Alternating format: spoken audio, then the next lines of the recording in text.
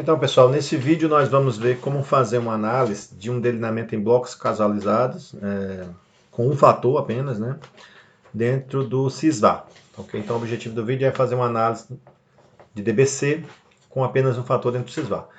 Para isso, a gente já tabulou os dados, mas eu gostaria de mostrar aqui os dados para vocês verificarem a forma como nós tabulamos. Os dados estão com essa característica aqui, ó. Foram 3 campos, né? Onde a gente colocou aqui a ração, que era um tratamento, era um experimento com poedeiras. Então nós tínhamos um tratamento A, B, C, D e E, que seriam 5 rações, que foram trabalhadas com as poedeiras. E nós tínhamos 1, 2, 3, 4 faixas de peso, que nesse caso eram os blocos, né? Ou seja,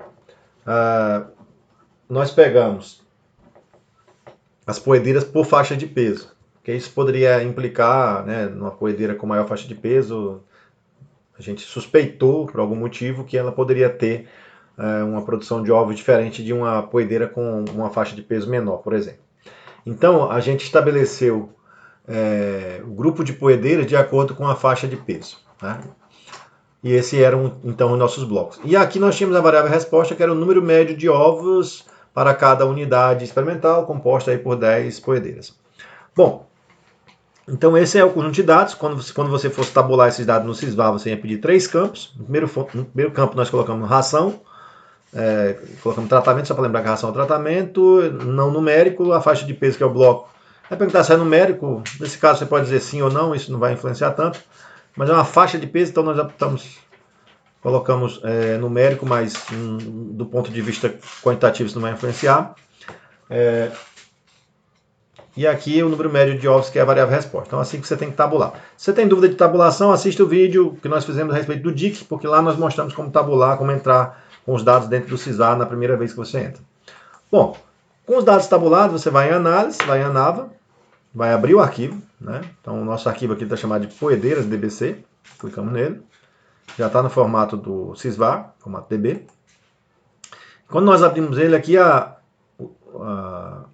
as colunas, né? As variáveis que estão na coluna aparecem aqui para a gente, já para a gente fazer o trabalho. O que acontece agora? Qual é a diferença para o SysVar em relação ao DIC e o DBC? É que no DIC, a única fonte de variação fora do erro é o tratamento, devido ao tratamento. No caso do DBC, você vai ter o tratamento, que é uma fonte de variação.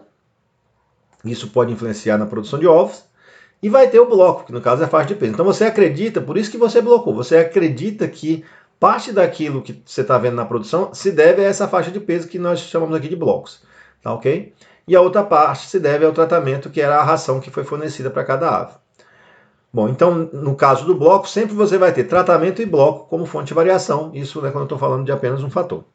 E aí podemos finalizar o quadro da análise de variância sem nenhum problema. Bom, você pode pedir um teste de médias aqui, ou fazer a análise de variância e depois pedir o teste de média só se for necessário, né? Vamos fazer aqui já um teste, só para a gente verificar.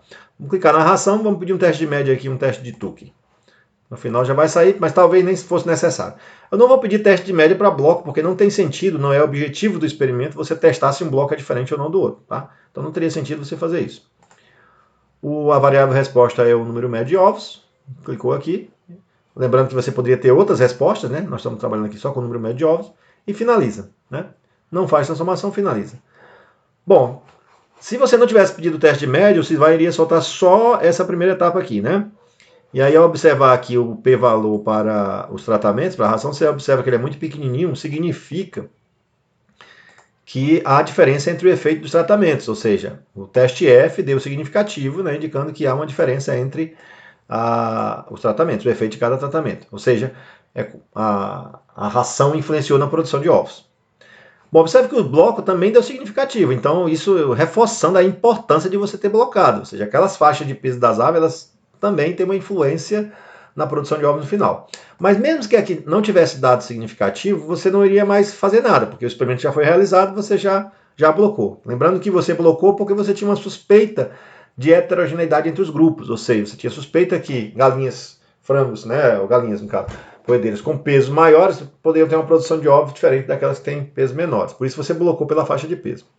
Tá certo? No caso, o teste F confirmou a sua suspeita. Se ele não tivesse confirmado, se tivesse dado não significativo, não teria problema nenhum. foi uma suspeita. Você foi conservador, melhor ter confirmado a sua suspeita ou não, independente de ter cometido um erro maior de não ter blocado.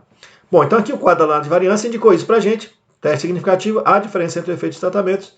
Fizemos então aqui um teste de Tukey para indicar quais tratamentos eram diferentes, né? Então o A e B deram idênticos, o B, o E e o C deram iguais aqui pelas letrinhas, e o E, o C e o D deram iguais também pelas letrinhas. Então, o teste de Tukey tem essas ambiguidades, né? Obviamente você poderia ter pedido algum outro teste, sem nenhum problema, teste que não tem ambiguidade, tipo o Scott-Knott, que aí você não ia ter esse tipo de ambiguidade. Bom, então é isso, é muito fácil fazer uma análise em DBC, né, com um fator, no caso aqui, dentro do programa Sysvar. Com isso você já tem todas as conclusões a respeito do seu experimento relativo a essa variável resposta. Ok? Então eu espero que vocês tenham entendido e até o nosso próximo vídeo.